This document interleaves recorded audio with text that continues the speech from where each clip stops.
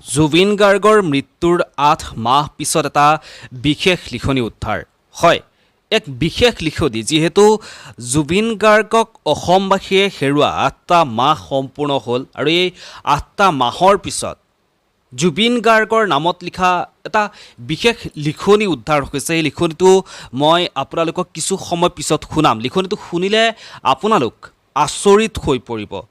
সকলোৱে জুবিন গাৰ্গৰ ন্যায়ৰ কাৰণে ইমান দিনে ধৰি এই ৮ মাহে ধৰি মাত মাতি আছে কিন্তু এতিয়ালৈকে ৰাইজে যি ধৰণে বিচাৰিছিল জুবিন গাৰ্গৰ ন্যায় খৰকটীয়া হোৱাটো সেইদৰে কিন্তু কোনেও বৰ্তমান সময়লৈকে ফলাফল পোৱা নাই। জুবিন গাৰ্গৰ যি ঘটনাটো সেই ঘটনাটো এক প্ৰকাৰ ৰহস্যৰ মাজতেই বৰ্তমান সময়লৈকে সোমাই আছে।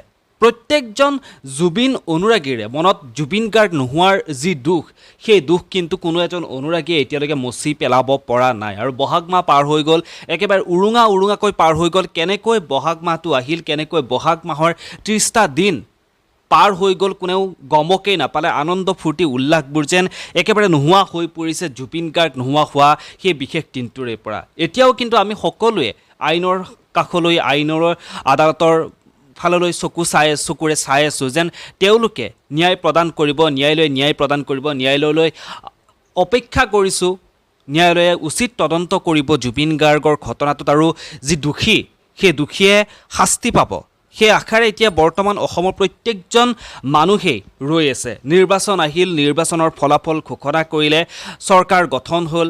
আশা কৰিছোঁ এতিয়া এই চৰকাৰখনে যেন জুবিন গাৰ্গৰ এই ঘটনাটোৰ আৰু ক্ষিপ্ৰতাৰে তদন্ত কৰক, দোষীসকলে যেন শাস্তি পাওক।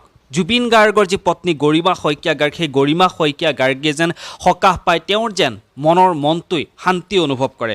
আৰু যি উদ্ধাৰ হোৱাল বুলি কৈছোঁ এটা বিশেষ লিখনি ৮ মাহ পিছত, আচলতে এই লিখনিটো লিখিছে গৰিমা শইকীয়া গাৰ্গে। জুবিন গাৰ্গৰ পত্নী গৰিমা শইকীয়া গাৰ্গে সামাজিক মাধ্যমত কালিৰ দিনটোত এটা বিশেষ লিখনি লিখিছে।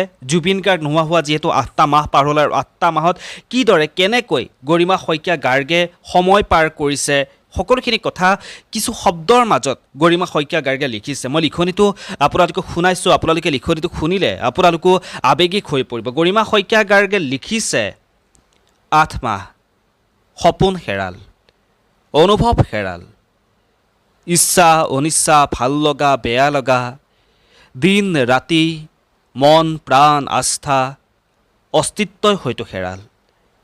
নিজকো হেৰুৱালোঁ, পৃথিৱীও হেৰুৱালোঁ, শূন্যতাই আৱৰা সময়বোৰ সাৱটি মাথো জীয়াই আছোঁ এটা শৰীৰ লৈ। এইদৰে খুব আৱেগিকভাৱে গৰিমা শইকীয়া গাৰ্গে এটি সামাজিক মাধ্যমত পোষ্ট আগবঢ়াইছে, এইদৰে লিখিছে। তাত ফটো এখন আপলোড কৰিছে গৰিমা শইকীয়া গাৰ্গ আৰু জুবিন গাৰ্গ একেলগে থকা। আচলতে গৰিমা শইকীয়া গাৰ্গে অনুভৱ কৰিছে তেওঁ কি হেৰুৱাইছে, কেনেকৈ সময়বোৰ পাৰ কৰিছে সেয়া কেৱল তেওঁ উপলব্ধি কৰিব পাৰিছে, অনুভৱ কৰিব পাৰিছে। বাকী সকলোৱে আশা কৰক যেন জুবিন গাৰ্গে সোনকালে ন্যায় পাওক তাৰ কাৰণে। আৰু এই ভিডিঅ'টোৰ পৰা মই ইমানতে বিদায় লওঁ, পুনৰ লগ পাম, ধন্যবাদ।